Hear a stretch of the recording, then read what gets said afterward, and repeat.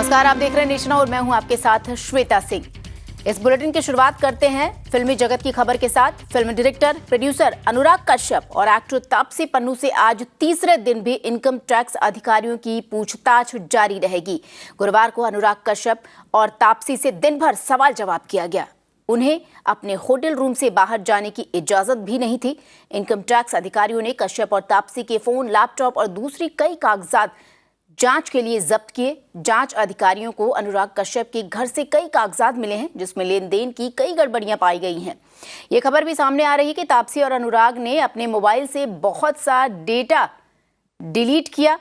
इस डेटा को वापस हासिल करने के लिए एक्सपर्ट्स की मदद ली जा रही है।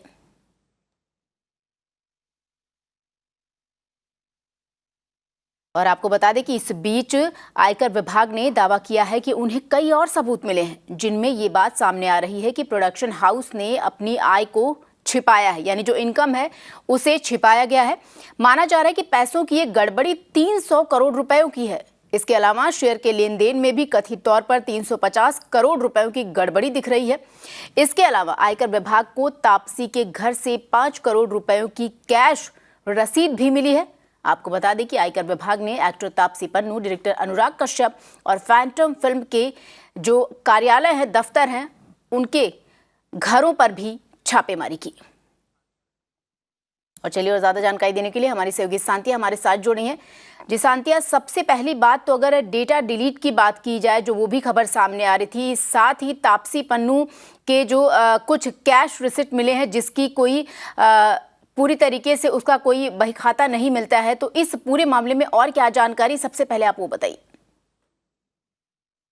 देखिए श्वेता, पिछले 2 दिनों से तापसी पन्नू और अनुराग कश्यप से पूछताछ चल रही है। अब इन दोनों की ही बात की जाए तो सबसे पहले, जैसा कि आपने भी कहा, कि तापसी पन्नू के पास से कुछ 5 करोड़ रुपयों की रसीदें मिली हैं कैश की, यानी कि इसका मतलब आयकर विभाग का ये कहना है कि उस आय को कहीं भी दिखाया नहीं गया है, यानी कि छुपाया गया है।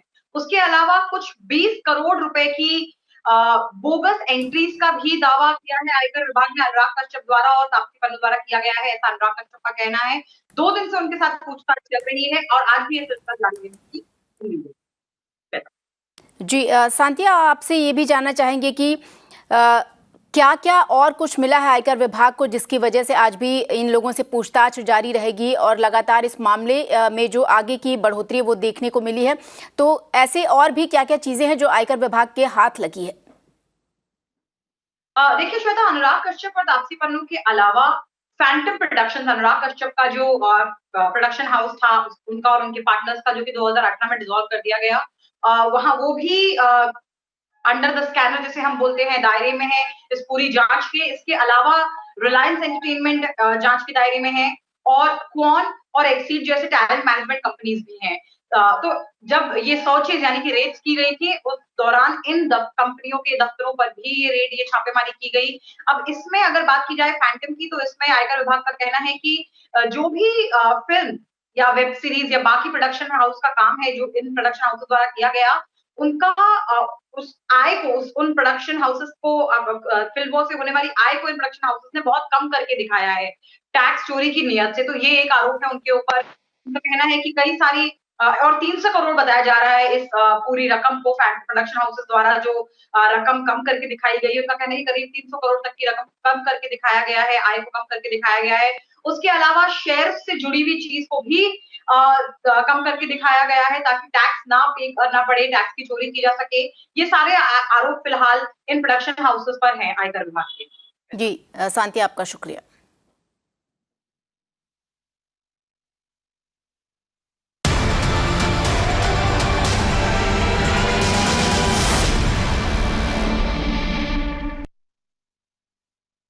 और देश में